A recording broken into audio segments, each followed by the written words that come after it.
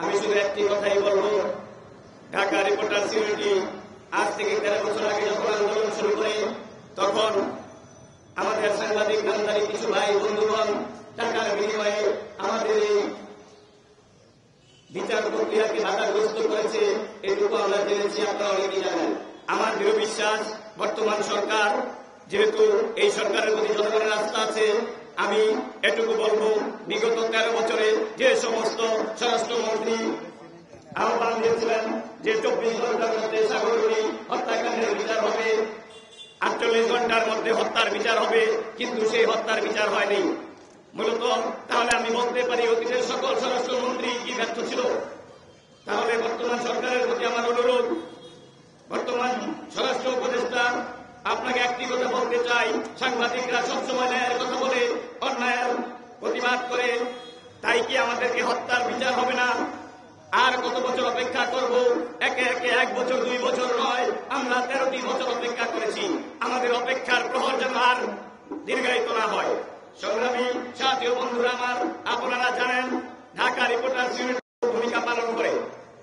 আমরা আশা করব বর্তমান স্বরাষ্ট্র উপদেষ্টা, আপনি এদিকে উপদেষ্টা, আমার দৃঢ় বিশ্বাস আমাদের এই ঢাকা রিপোর্টার্স ইউনিটির নেতৃবৃন্দ আগামীতে কর্মসূচি দিবেন। সংগঠনের সাংগঠনিক সম্পাদক হিসেবে আমি আপনাদের কাছে, আমাদের সংবাদপত্রের জয় হবে, গণতন্ত্রের জয় হবে। সবাই ভালো থাকবেন, সবাই নিরাপদ। শুরু করে আজকের এই প্রতিবাদ সমাবেশ 13টা বছর সার্বভৌমের বিচারের দাবিতে আমি আছি, আমরা আছি এবং ডিআরও আছে। 13 বছর না, আরো বহু বছর আমাদের জন্য থাকতে হয়, আমরা থাকবো। কিন্তু কেন থাকতে হবে, প্রশ্নটা সেখানেই। আমরা কেন এইভাবে বিচারে চেয়ে যাব দিনের পর দিন, বছরের পর বছর?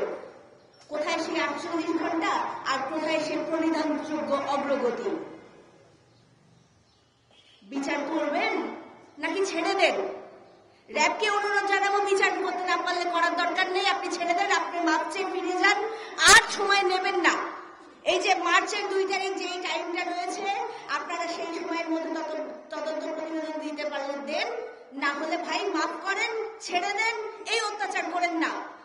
আপনারা তো রেকর্ড করতে যাচ্ছেন, সময় নেয়ার আর কতদিন এভাবে সময় নেবেন? দিনের পর দিন এভাবে সময় নিতে নিতে আপনারা নিজেরা হাস্যকর বাহিনীতে পরিণত হচ্ছেন, সবকিছু বিচার প্রক্রিয়াকে হাস্যকর বানিয়ে তুলছেন। আমি দাবি করি এখন এই সরকারের হাতে সুযোগ রয়েছে যে কোনো চাপের ঊর্ধ্বে উঠে এই বিচার করার। আন্তরিকভাবে এই বিচার এই সরকার করবে, সেই প্রত্যাশা রইল আমার। আর তার সাথে আমি দাবি জানাচ্ছি আজকের এই দিনটিকে সাংবাদিক সুরক্ষা দিবস হিসেবে ঘোষণা করা হোক।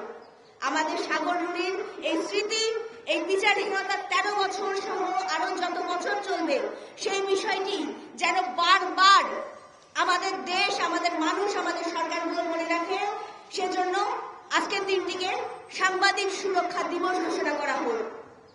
এর বেশি আমি কিছু বলতে চাই না। ধন্যবাদ।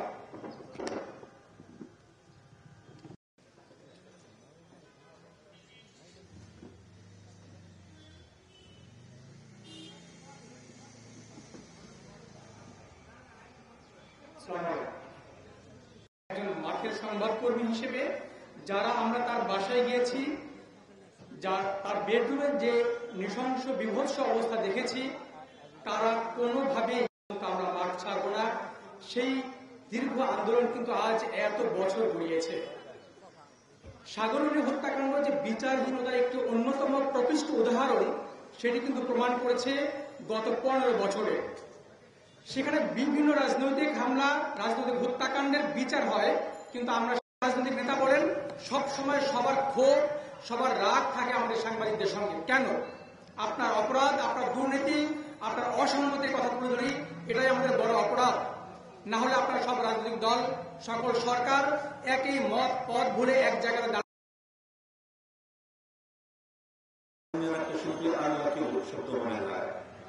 কিন্তু আমরা যদি মনে করি আজ কিন্তু রেল লাইনের কথা হতে চেষ্টা করো, তার মানে আঁকা কথা হয়ে না, চরিত্র, স্বভাব, গুণ বাড়াতে চাই এবং অনেক বক্তা বলে গেলেন।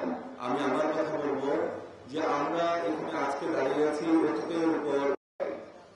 আমরা কেন সবাই এই কথা বলতে চাই না যে এটা তো এখন অন্তর্বর্তীকালীন সরকার। অন্তর্বর্তীকালীন সরকার ওনারা কিন্তু এটা 1 মাসের মধ্যেই সমাধান করে দিতে পারেন। ওনারা, আমি বিশ্বাস করি, কারণ ওনাদের দায়বদ্ধতা অবশ্যই জনদেশবাসী মেনে নেবে। আর বিশেষ করে সাগরমণি হত্যাকাণ্ড শুনানি শুরু, এটা যেন না পিছিয়ে দ্রুততা তত শান্ত হবে, মনে হবে যে আমরা একটা তালিবান মুক্ত হয়েছি। আর একটা কথা মনে রাখতে হবে, সে সাগর